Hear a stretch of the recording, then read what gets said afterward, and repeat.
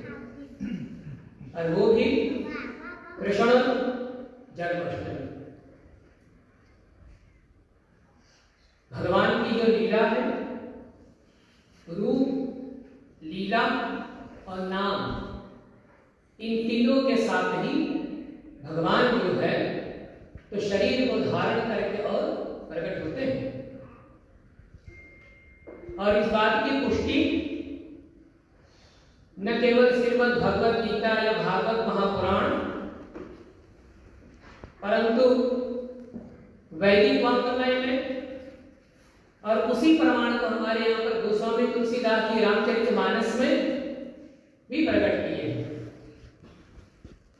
तो सभी ग्रंथों में सभी मनीषी, सभी ऋषि, सभी परम ऋषि, देव ऋषि, ब्रह्म ऋषि, सभी समय समय पर ईश्वर प्रकट होता है, इस बात की पुष्टि करते हैं। आज इस कलयुग में भगवान की जो हम आज जयंती मना रहे हैं, तो जिस तरह से कभी हम जाते हैं किसी के जन्मदिन पर तो उससे पूछते हैं कितने वर्ष के हुए, तो आज भगवान का जो है तो इस कलयुग का समय के अनुसार 5247वां वर्ष है भगवान का। 5247 भगवान का आज हम मना रहे हैं। यह अंतिम इस कलयुग का, और इससे पहले भगवान का जो अवतार हुआ है उसकी तो कोई गणना ही नहीं है। तो भगवान का ये शरीर जो श्री कृष्ण के रूप का, उसका है 5247 वर्ष। इसका मतलब है कि 3 साल बाद रथ खतार भी भगवान का होता है। तो मनाया जाएगा। और तब तक मैं सोचता हूं कि कोरोना की समस्या जो है वो समाप्त हो जाएगी और लोग खुल करके आएंगे, कोई परहेज, कोई समस्या न रहेगी। और ये समय समय पर महामारी जैसे बीमारियां फैलती ही रहती हैं। मूल बात यह है कि हम इससे कैसे बचें। उसके लिए डॉक्टरों का उपाय जो है अपने हिसाब से जब तक प्रार्थना और जहां तक हो सके परहेज, भीड़ भाड़ से बचें। तो अभी आप मंदिर के सदस्य श्रीमान छोटकर जी से सुने ही कि किस तरह से हम अपने आप की रक्षा कर सकते हैं। आइए इन्हीं शब्दों के साथ भगवान के चरित्र पर विचार करें। भगवान की जो लीला है बड़ी ही मधुर है। राम की लीला जो है बड़ी ही मर्यादित है, और अपने मर्यादा के भीतर में ही भगवान श्री राम अपने समस्त लीलाओं को करते हैं। पर श्री कृष्ण की लीला जो है उसमें तो आदमी को डूबना है, आनंद उठाना है। और श्री कृष्ण की लीला को जो न समझ पाते हैं वही भगवान की लीला को सुन करके या पढ़ करके उनके ऊपर लांछन लगाते हैं। हमारे यहाँ पर बहुत ही अच्छे कवि हुए हैं रहीमन नरस्थान, तो वो अपने कविता में लिखते हैं, शेष महेश गणेश दिनेश सुरेश जाहि निरंतर गाम, जाहि अनादि अनंत अखंड अछेद अभेद सुवेद बतावे, नारद से सुत व्यास रचय पर हार कऊ पुरी पार पावे, ताहि अहीर किछो हरिया छठिया भरी छाछ पे नाच बचा। जिस परमात्मा को शेष माने 1000 मुख वाला सांप, महेश भगवान शिव, गणेश जी, सूर्य, इंद्र, ब्रह्मा इत्यादि पार नहीं पाते हैं, जो अनादि है, अनंत है, अखंड है, जिसका न कोई शुरुआत है न कोई बीच है, ऐसा ईश्वर नारद, शुकदेव, व्यास इत्यादि जिनके पदों को रचते हैं और गाते हैं। वही भगवान जो है तो गोकुल और वृंदावन की गलियों में अहिर की लड़कियों के द्वारा थोड़ा थोड़ा छाछ दिखा करके, दही के लोटा दिखा करके और मक्खन दिखा करके भगवान को नचाते हैं। और संसार को नचाने वाले उनके इशारा पर नाचते हैं।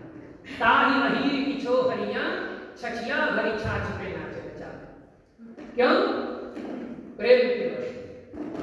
तो भगवान भक्तों के प्रेम के बस में ही होकर के और संसार में जन्म संभालना और क्या।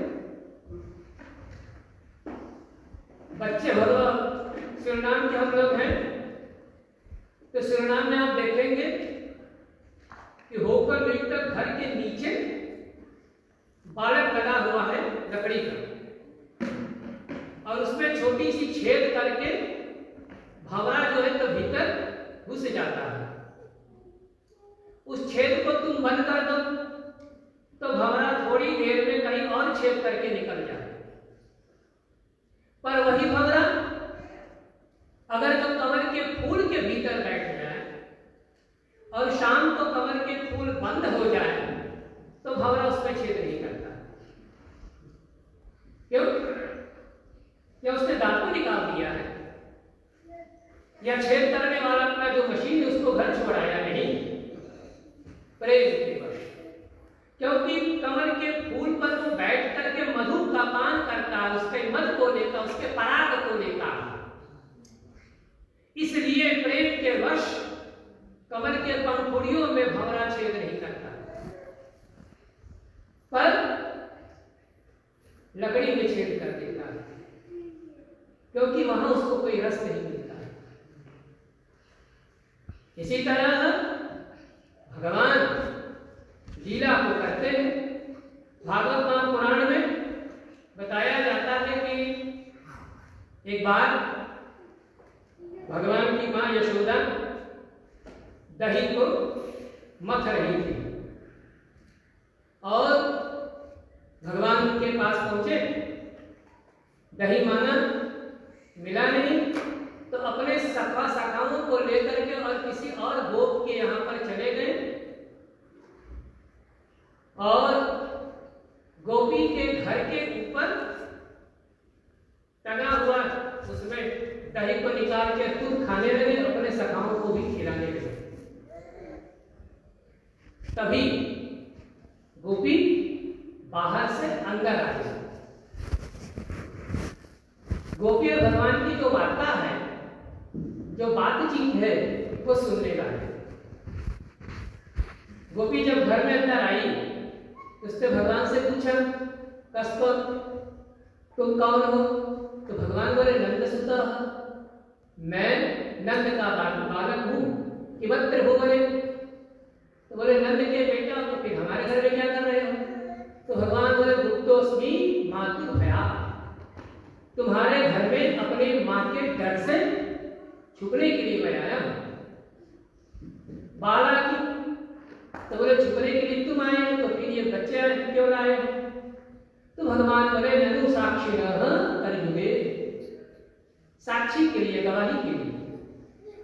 तो बोले, जब बच्चों को गवाही के लिए लाए हो, तो तुम्हारा हाथ कलियुगे भांडव कदम नीयसे, तुम्हारा हाथ ये मट्टी के खाड़ी में क्यों फंसा हुआ है? तो भगवान बोले, मार्जात दही रक्षयते, जब मैं अंदर घुसा उसी समय बिल्ली जो है तो तुम्हारी दही को चाटने वाली थी, तो बिल्ली से बचाने के लिए मैंने दही के हाड़ी को अपने हाथ में पकड़ लिया। दही खत्म तदुत्तम पूरा, इतना तो ठीक है, फिर तुम्हारे मुंह में ये गाल पर दही के झुठन कैसे लगा हुआ? तो भगवान जो जवाब देता, ममतक नत्याम कर ताड़िकौ, मैंने पहले ही बताया, मेरी मां जो है तो दही मथ रही थी, मैं उनके पास गया दही मांगने के लिए, और दो चार बार मेरे जिद करने पर मां ने दही नहीं दी, और गुस्सा में आकर के उन्होंने एक थप्पड़ लगा दिया, उसी का जो है तो थोड़ा यहाँ लगा। गोपी जो है वह हस्तम मुग्धौ हरिपातुरः, गोपी और भगवान दोनों ही जानते हैं कि एक दूसरा झूठ बोल रहा है, फिर भी दोनों जो है हंसते हैं। कहने का तात्पर्य कि भगवान की जो लीला है माधुर्य, उसमें दोष ढूंढने की बजाय उसमें आनंद का अनुभव किया है। इसलिए भगवान का जो रूप है, स्वजन मोहिनी, आनंद मोहिनी इत्यादि कई प्रकार के हैं। भगवान खुद अपने ही रूप को देख करके और यशोदा नंद के आंगन में बने हुए उनके ही घर के जो खंभा है, उसके आईना में अपने ही रूप को देख करके भगवान खुद भी मोहित हो जाते हैं, स्वयं मोहित हुए। उसके बाद में गोपी लोग जब भगवान को देखते हैं तो वो मोहित हो जाते हैं। ये भगवान की दूसरी माया। नंद और यशोदा भगवान श्री कृष्ण को देख करके पुत्र रूप में उनके वात्सल्य पर मोहित हो जाते हैं। ये भगवान की वात्सल्य मोहिनी रूप है। ऐसे अनेकों प्रकार के मोहिनी रूप को भगवान सभी को दिखाते हैं और सभी समय समय पर उस पर मोहित होते जाते हैं। और ये न केवल वहां, परंतु हमेशा यहां पर आप भगवान के कई विग्रह देखेंगे। श्री राम, भगवान लक्ष्मी नारायण, भगवान सप्त सदाशिव, हनुमान जी महाराज है, गणपति जी है, सरस्वती है, आदि शक्ति करुणामयी माता है। परंतु भगवान कृष्ण की मूर्ति की जो रूप है वह हमेशा अलग ही होता है, बड़ी ही मोटी, बड़ी ही अलग। तो ये श्री कृष्ण की जो है तो अलग ही शक्ति। इसलिए हमारे यहाँ पर भगवान श्री कृष्ण को पूर्णतः पूर्ण ब्रह्म सदघन चिदघन आनंद स्वरूप 16 कला पूर्ण अवतार कहा है। भगवान राम भी पूर्ण अवतार ही है, परंतु जितना शक्ति को प्रदर्शन करना चाहिए था उतना शक्ति का प्रदर्शन भगवान श्री राम ने अपने अवतार के समय पर नहीं किया, क्योंकि वो मर्यादा के भीतर थे और श्री कृष्ण के लीला के भीतर में कोई मर्यादा बंधा हुआ नहीं था। इसलिए उसने अपनी पूरी 16 कला रूप का जो है पूर्ण प्रदर्शन किया। और न केवल बड़े होने पर, भागवत कथा आपने कई बार मंदिर में भी सुनी ही है। 6 दिन की अवस्था में ही भगवान ने सबसे पहले पूतना का उद्धार किया। अब 6 वर्ष की 6 दिन के बच्चा पूतना जैसे राक्षसी जो अपने स्तर में जहर को लगा करके आई हुई है, उसको कहकर कैसे मार सकता है, पर श्री कृष्ण ने ये किया। फिर उसके बाद में ऐसे कई असुरों का उन्होंने वध किया। 11 वर्ष और 1 महीना हो जाने पर भगवान मथुरा जाते हैं और वहां पर कंस जैसे राक्षस का वध करता है। 11 वर्ष के कोई लड़का कंस जैसे दैत्य की वध कर दे, बड़ी सोचने वाली बात है, पर श्री कृष्ण ने किया। तो कहने का तात्पर्य और अंत में भगवद गीता जैसे दिव्य ज्ञान का उपदेश, जिस ज्ञान को समझने के लिए अभी आज भी लोग पीछे दौड़ रहे हैं और ये समझने की कोशिश कर रहे हैं कि भगवद गीता है क्या। इसलिए हमारे यहाँ भगवद गीता को पढ़ने के बाद में एक अंग्रेज विद्वान जो है तो उसने अपना विचार प्रकट किया। भगवद गीता को पढ़ने के बाद उसने अपना किसी दिया, अपनी राय प्रकट की कि Bhagavad Gita is not the Bible of Hinduism, पर Bhagavad Gita is the Bible of humanity. Bhagavad Gita कोई हिंदुओं की पुस्तक नहीं है, परंतु मानव समाज के लिए है। और इसलिए उस छोटी सी 700 मंत्रों की पुस्तक पर विचार जितने भी विद्वान हमारे यहाँ पर हुए हैं सभी ने समय समय कर दिया और आज भी लोग कर रहे हैं। तो ऐसी क्या है? तो भगवान श्री कृष्ण 125 वर्ष भगवान इस धराधाम पर रहे हैं, पर 125 वर्ष जब वो धराधाम को छोड़ करके गौलोक धाम को जाने लगे तो भी भगवान श्री कृष्ण के सभी बाल जो है तो काले ही थे।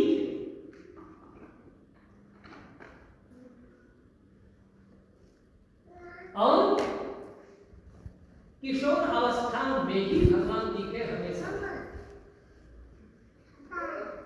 लीला करने के लिए उसने किसी बूढ़े का रूप धारण कर लिया, यह अलग बात है, परंतु बुढ़ापा जरा जो हम लोगों के ऊपर समय समय पर शरीर पर भारी हो जाता है, भगवान के साथ ऐसे नहीं।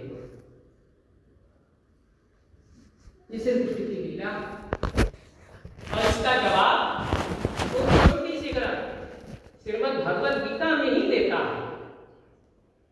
अजोपि संलभ्य आत्मा भूतानां ईश्वरोपि सन् प्रकृतिं स्वम् अधिष्ठाय।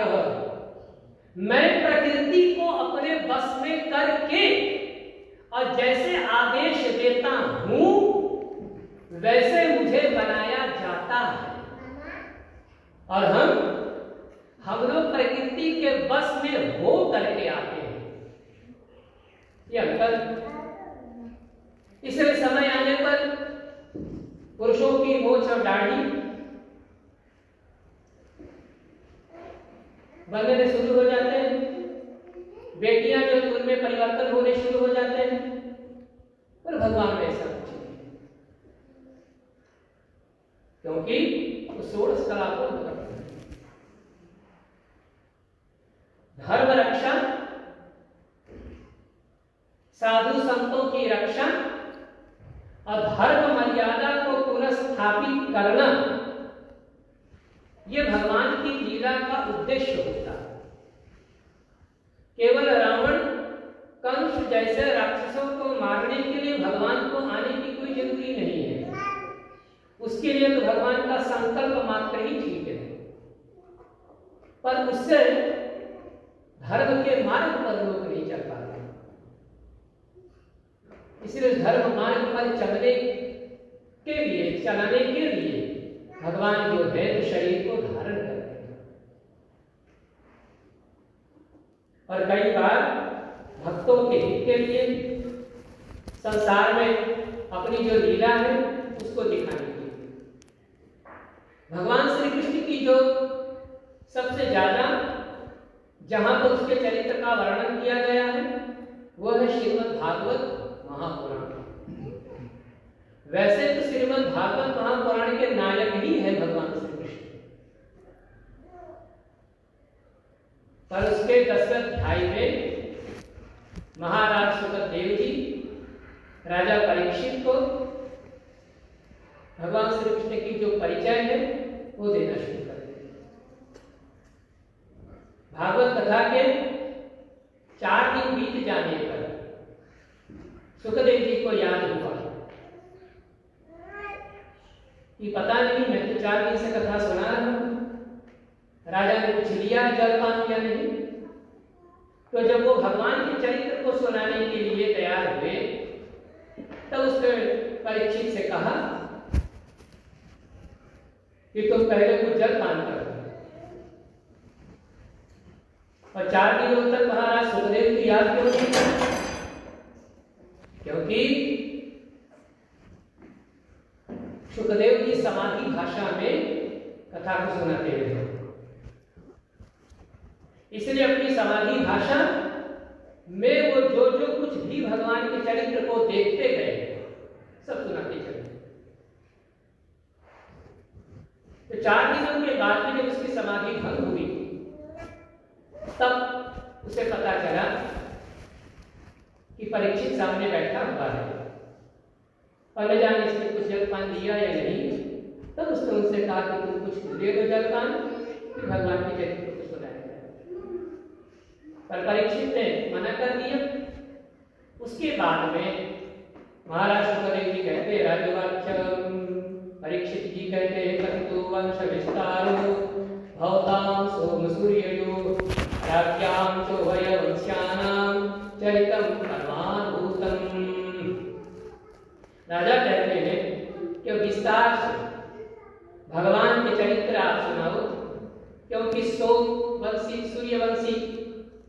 सूर्यवंशी राजाओं के चरित्र भगवान सुखदेव जी 9वें स्कंद में सुना चुके। अब यहाँ पर जो है तो चंद्रवंशी राजाओं के चरित्र का वर्णन भगवान सुखदेव जी ने शुरू किया। हालांकि उससे पहले 9वें स्कंद के अंतिम अध्यायों में बड़ी ही लंबी चौड़ी वंश परंपरा का वर्णन किया गया भागवत महापुराण में। नंद जी किसके बेटा हैं, उनके आजा पर आजा ये कौन। तो हमारी यह कथा की यह शैली जो तो बड़ी विचित्र है। केवल एक ही व्यक्ति के चरित्र को नहीं सुनाया जाता है, परंतु उसकी पूरी वंश परंपरा को बताया जाता है। तो भागवत में भी भगवान राम के पूरे वंश का परिचय दिया गया और उसके बाद में भगवान श्री कृष्ण की जो पीढ़ी है उसका परिचय है। और यह सिस्टम जो ये परंपरा जो है तो आज भी आपको भारत में मिलेगा। यहां जितने भी लोग बैठे हुए हैं, अगर जो ले लो आपकी कोई 7वीं पीढ़ी भी भारत में कभी भी हरिद्वार गए हो या कानपुर के गायत्री पीठ पर गए हो और वहां कोई भी धर्म के अनुष्ठान किए हो, पूजा पाठ, तो आज भी आपके पूर्वज के रेगिस्त्राक्षी जो है तो वहां पर आपको मिल जाएगी। जो अपने आजा के बाप और उसके बाप और उसके बाप के भी नाम को हम लोग नहीं जानते हैं, वहां आपको सब मिल जाएगा। शर्त यही है कि उनमें से कोई कभी गया होगा तो तीर्थ स्थान पर आपके गांव के पंडा लोग जो है वो रहते हैं। तो अगर जो आप जाएंगे तो वहां पर लिखा हुआ रहता है कि ये देवस्था, इस देवस्था की ये शहर, शहर का ये डिस्ट्रिक्ट, इस डिस्ट्रिक्ट का ये गांव, इस गांव का ये और भीतर का जो कुछ है, तो यहां वहां वाले ये पंडा बैठे हुए रहते हैं।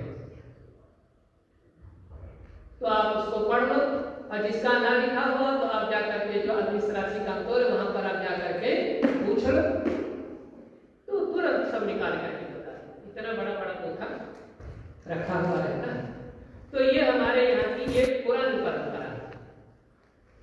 तो भागवत महापुराण में भी पहले सूर्यवंशी राजाओं का चरित्र और फिर उसके बाद में चंद्रवंशी राजाओं का चरित्र और उसके बाद में भगवान श्री कृष्ण के जो चरित्र है उसका शुभ आरंभ शुकदेव जी महाराज है। और भागवत में भी कथा सुनने के लिए बैठे हैं महाराज परीक्षित। पर परीक्षित कौन, उसकी वंश क्या है, इसका परिचय भागवत के पहले ही स्कंद के पहले ही अध्याय है। परीक्षित के पिता जो है तो अभिमन्यु के बाप अर्जुन, अर्जुन के बाप पांडु, ऐसे सब बताते चले जाते हैं। और फिर यह बताया जाता है कि परीक्षित भागवत सुनने के लिए बैठे थे ताकि किसी को यह संदेह ना हो कि यह अचानक कौन आ गया कथा। तो उसकी पूरी परंपरा समझो और फिर उसके बाद में आगे बढ़ना होता है। इसी परंपरा को समझाने के लिए हमारे यहाँ पर आज भी पंडित लोग यहाँ पर बैठे हुए हैं। विवाह तो लड़का लड़की की जाती है, परंतु उसके साथ उनके 3 पीढ़ियों के नाम को बुलाया जाता 3 बार। जो लड़का बैठा हुआ है उसके पर आजा के नाम, बाप के नाम। जिस लड़की की विवाह हो रही है उस लड़की के पर आजा के नाम, बाप के नाम 3 बार दोहराया जाता है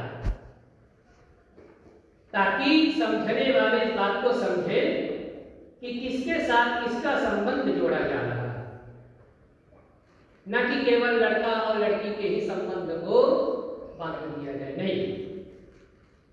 तो ये परंपरा की विधि। तो यहाँ पर भी सूर्यवंशी राजाओं के चरित्र को सुनाने के बाद में भगवान शुकदेव जी राजा परीक्षित को भगवान के चरित्र को बताते हैं और भगवान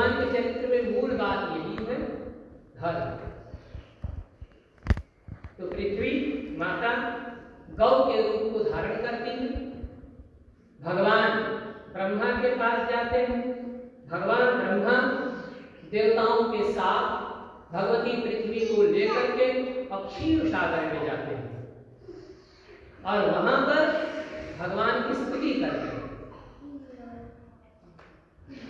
स्तुति के बाद में भगवान जो है तो उनको ये संदेश देते कि समय आने पर जो तपःकूट है, देवकी और वसुदेव, उन दोनों के माध्यम से मैं प्रकट होऊंगा।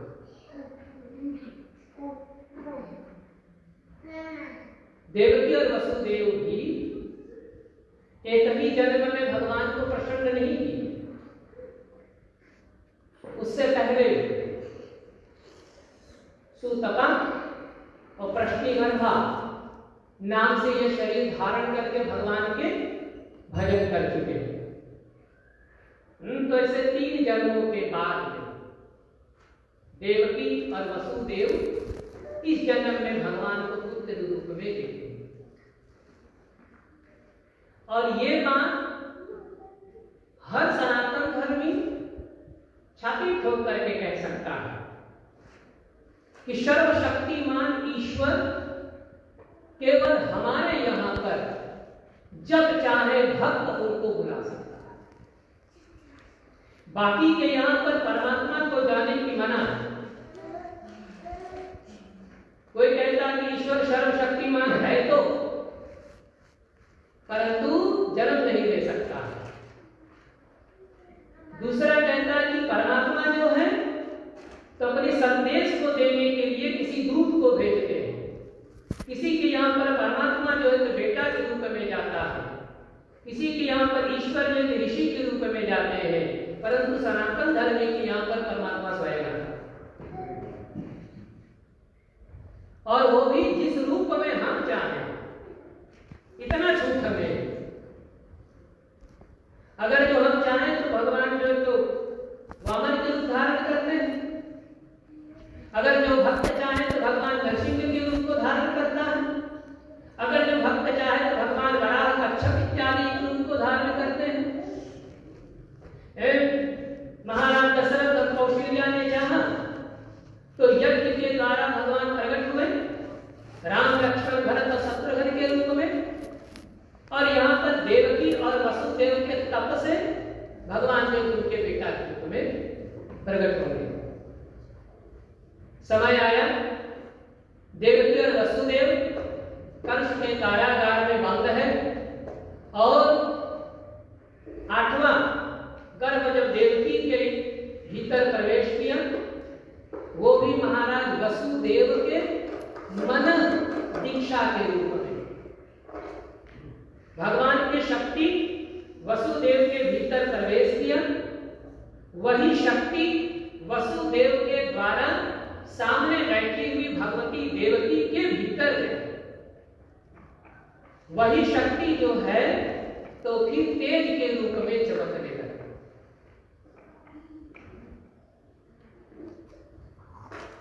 और भागवत पुराण के अनुसार देवकी के 6 पुत्र नष्ट हो चुके हैं। 7वां गर्भ जो है तो खींच करके और रोहिणी के गर्भ में स्थापित करके करवा दिया गया और वही भगवान के बड़े भाई बलराम के रूप में होंगे।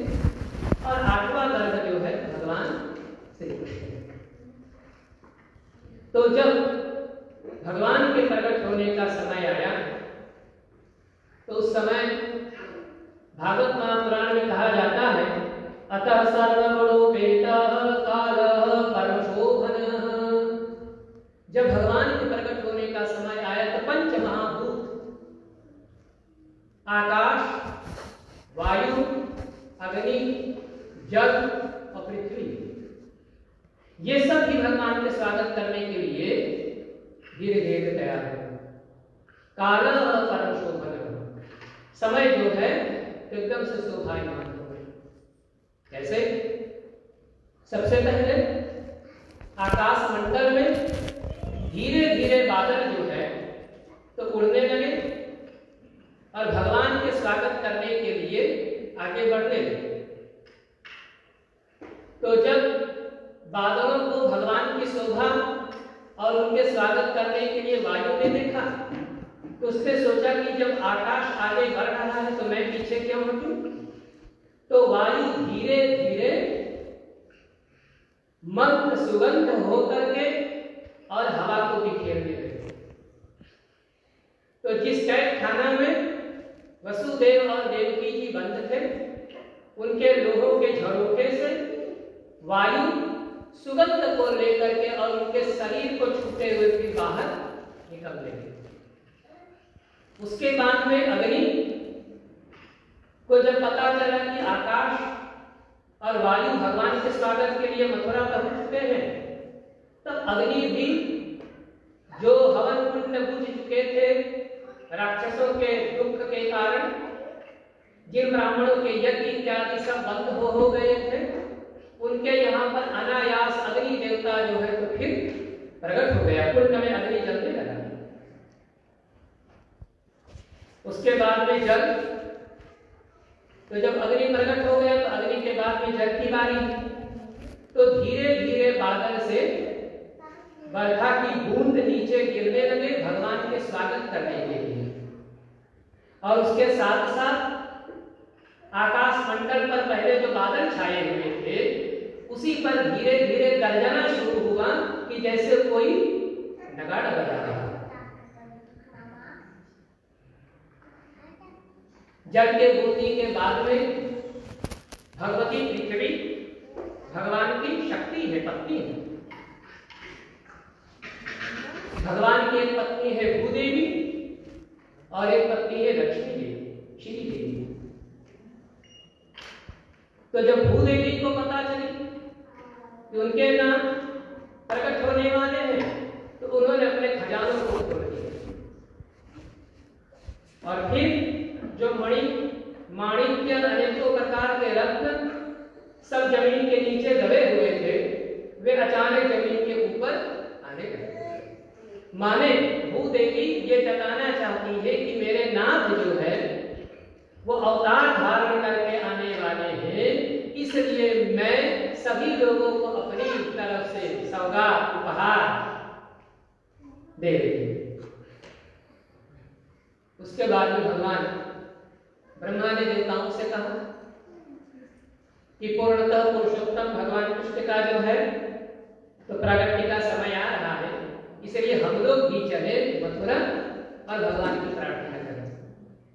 तो वे लोग भी आए और कैद खाना के भीतर जो लोहे के सरिया लगे हुए थे, उसके भी वहां से ब्रह्मा, शिव जी, देवता लोग सब भगवान का जो है तो स्तुति किए। और उनकी स्तुति को करने के बाद में जब वे लोग चले गए, तब अचानक चतुर्भुज स्वरूप भगवान प्रकट होते हैं। कैसे?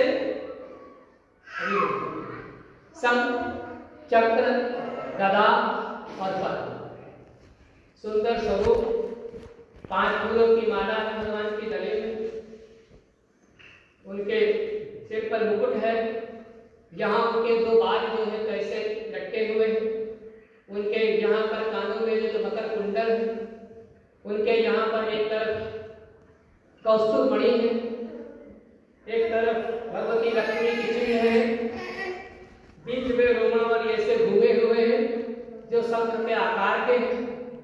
भगवान के यहाँ पर जो कौस्तुभ मणि लगा हुआ उस पर छेद नहीं है, वो माला में गुथे हुए भी नहीं है, बस भगवान के यहाँ पर विराजमान। यहाँ पर भगवान के बाजूबंद है, यहाँ पर भगवान के हाथों में कड़ा है, सुंदर अंगूठी है, यहाँ पर भगवान की पीतांबरियां बांधे हुए उनके गर्दन पर भगवान जो पीले धोती में विराजमान है, उनके पांव में जो है तो कड़ा पहरे हुए हैं और पीला वस्त्र को धारण किए हुए हैं, 5 फूलों की माला को पहरे हुए हैं और जिसमें तुलसी मंजरी लगे हुए हैं। ऐसे सुगंधित तुलसी मंजरी के महक को सूंघ करके और तब वसुदेव देवकी को पता चला कि गर्भगृह में कोई आया। उसके स्वरूप को देखा और महाराज वसुदेव भगवान का प्रार्थना करते हैं। सत्यमंतम सत्यपरम त्रिसत्यम सत्यश्च योनिहितं च सत्ये सत्यश्च सत्य अमृत सत्य नेत्र सत्यात्मकं त्वां शरणं प्रपन्नाः। प्रभु आप सत्य संकल्प है, सत्य ही आपकी प्राप्ति का श्रेष्ठ साधन है। सृष्टि की पूर्व प्रलय के पश्चात और संसार की स्थिति के समय इन असत्य अवस्थाओं में भी आप सत्य हैं। पृथ्वी, जल, तेज, वायु, आकाश, इन 5 दृश्यमान सत्यों के आप ही कारण हैं और उनमें अंतर्यामी रूप से विराजमान हैं। आप इस दृश्यमान जगत के परमात्म रूप हैं। आप ही मधुर वाणी हैं और आप ही समदर्शन के प्रवर्तक हैं। भगवान आप तो बस सत्य स्वरूप है, हम आपके शरण में आए हैं। वसुदेव के प्रार्थना के बाद में देवकी माता के अश्वों से जो है अश्रुधारा बहने लगी। अपना रूप दिखाने के कारण भगवान का यही इच्छा है कि तुम्हें ये ज्ञात हो जाए कि जब मैंने तुमसे कहा था कि तुम्हारे पुत्र के रूप में आऊंगा तो मैं ही वो शक्ति हूं कि जो आज तुम्हारे सामने प्रकट हुआ। इस बात को जानने के बाद में देवकी भगवान से प्रार्थना करते हैं कि प्रभु अगर जो आप पुत्र के रूप में आने की हमारे लिए आए हैं तो फिर आप पुत्र बनिए। आप तो सर्वशक्तिमान के रूप में। तो भगवान अपने दिव्य रूप को समेटा और वसुदेव और देवकी के यहाँ पर भगवान जो है तो पुत्र के रूप में प्रकट होते हैं। कारागार कारागार वसुदेव को आदेश देते हैं कि उनको यहां से ले जाकर के और गोकुल में छोड़ दिया। वसुदेव वहां पर एक टोकरी है उसको लेता है और उसको लेकर के उसमें अपनी गमछा को बिछाते हैं, भगवान के रूप को उसमें पधराते हैं। अचानक उनके हाथों की जो बेड़ियां हैं, पैरों की जो है सब खुल जाते हैं, द्वार बार सो जाते हैं, द्वार की ताला खुल जाते हैं और भगवान मथुरा से निकल करके यमुना पार करके गोकुल में भगवान को पहुंचाते हैं। यशोदा और नंद के यहाँ पर वहां से भगवान की बहन को लेकर और फिर कंस के कारागार में लौटते हैं।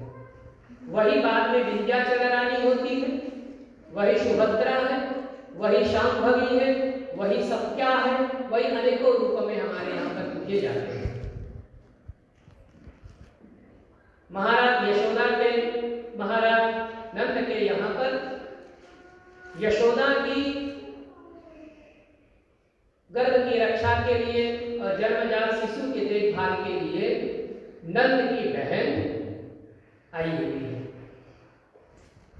और भगवान को बड़ा दुख है कि मैं पहुंच तो गया हूं गोकुल, परंतु मेरा स्वागत करने के लिए धंधे हो जाते, मेरा स्वागत करने के लिए यहाँ पर कोई नहीं। अब हम और आप इसी धुन में 5 मिनट के लिए अपनी आंखों को बंद करें और भगवान को प्रकट बाद में करेंगे। पहले अपने मन में उस ईश्वर की रूप को हम देखें, समझें और भगवान की जो बाल रूप है उसको अपने मन में प्रकट करें। जिस तरह से गोकुल में पहुंचने के बाद में भगवान का स्वागत बाद में होता है, उसी तरह हम अपने मन में भगवान के रूप को प्रकट करें। आइए अपनी आंख को मूंदे और ओम नमो भगवते वासुदेवाय मंत्र का हम लोग धीरे धीरे दोहराते रहें, जप करते रहें। अपने मन में ध्यान कर सकते हैं या तो बहुत ही उत्साहट के साथ धीरे धीरे उस मंत्र को हम बोलें। ओम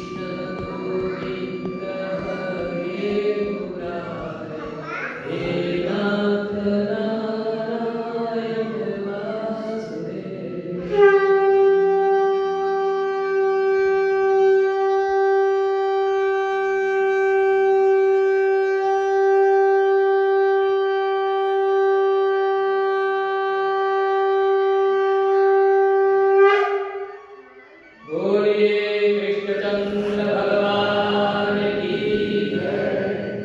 बोलिए वृंदावन बिहारी लाल की जय। तो भाद्रपद महीना बुधवार के दिन अष्टमी तिथि रोहिणी नक्षत्र 12 बजे रात को भगवान कृष्ण को पधराया गया गोकुल। भगवान का उत्सव जो तो वहां पर बड़ी ही धूमधाम से किया गया। इतना जाने कि भगवान के प्रागट्य में जो आनंद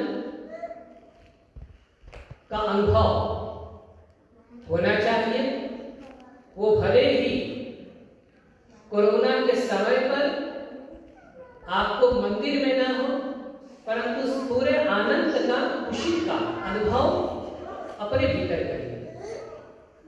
यहाँ पर मूर्ति का जो पंचामृत स्नान है वो अभी पंडित यजमान के द्वारा कराएगा। उसके बाद में बाल मुकुंद का दर्शन हम सब लोग करेंगे और फिर भगवान का पावना है। फिर उसके बाद में आरती और जो कुछ भी मंदिर के कार्यक्रम है वो हम सब अभी सुनेंगे। तो कई लोग भी जो है तो बड़ी ही संशय में है कि आज जन्माष्टमी या कल है। तो आज सुबह यहाँ हरण के समय 7:30 बजे के बाद में अष्टमी तिथि लग गई और अष्टमी तिथि कल सुबह तक रहेगी। उसके बाद में नवमी तिथि लग जाएगी। कल कई लोग इस बात को भी लेकर के चलते हैं कि एक तो बुधवार है और कल रोहिणी की नक्षत्र रहेगी, तो इसलिए कई लोग कल ज्यादा महत्व देते हैं रोहिणी नक्षत्र बुधवार के नाते। पर मूल बात है भगवान को 12 बजे रात में जन्म हुआ। तो अष्टमी तिथि आज मंगलवार के जो तारीख है इसमें 12 बजे रात को है और ज्योतिष निर्णय के अनुसार अष्टमी तिथि की जो महत्व है वो 12 बजे रात को ही है। उसमें बुधवार उतना महत्व नहीं दिया गया, नक्षत्र को भी उतना महत्व नहीं दिया गया, क्योंकि तिथि मूल है और वो है अष्टमी तिथि। तो अष्टमी तिथि आज। हाँ, अगर जो कोई ये सोच करके कल मनावे कि एक दिन भगवान का प्रागट्य हुआ है, दूसरे दिन उत्सव मनाया गया गोकुल में, तो जरूर। और अगर जो यहाँ भी दोनों दिन कार्यक्रम करना चाहे तो जरूर, एक दिन प्रागट्य करो, दूसरे दिन उत्सव करो। आज भी उत्सव करो और कल भी उत्सव करो, उसमें कोई आपत्ति नहीं है। और ये बड़ी ही समय की पाबंदी है। भारत में जहां पर भगवान का प्रागट्य हुआ मथुरा में, वहां पर भी आज कोई भीड़ भाड़ नहीं। अन्यथा जो लोग कभी मथुरा के भगवान के जन्म उत्सव को फिर किसी पर या यूट्यूब के फिल्म में देखे होंगे तो बहुत ही हजारों के तादाद में लोग इकट्ठा हुए। पर इस बार भी सभी को लाइव प्रोग्राम ही फॉलो करने के लिए आग्रह किया गया है, ताकि मथुरा के आंगन में भीतर जगदीश मंदिर के सामने कोई भीड़ न हो। और वो समझने वाली बात है, हम हिंदुस्तानी और हिंदुस्तानी होने के नाते हमने एक चीज पर हमेशा ध्यान दिया है और वो है कि जिस देश में है, जिस काल में है, जिस परिस्थिति, जिस स्थितिवासी में है, उस पर हमने अपने आप को हमेशा आनपास कर दिया। और इसी तरह वो चाहे नवरात्रि तिथि हो, चाहे हनुमान जयंती, चाहे रामनवमी, चाहे गुरु पूर्णिमा और अब चाहे भगवान की जन्म, अभी गणेश चतुर्थी, राधा अष्टमी सब है, हम सभी जगह पर अपने आप को आनपास करते हैं। तो इस तरह भगवान के भी पंडित संजय कई बार शंख लेकर के मुंह तक पहुंचा दिया कि अब बजाओ तब बजाओ, पर मैंने कहा नहीं, एक ही बार बजाओ, ताकि तो सर्वशक्ति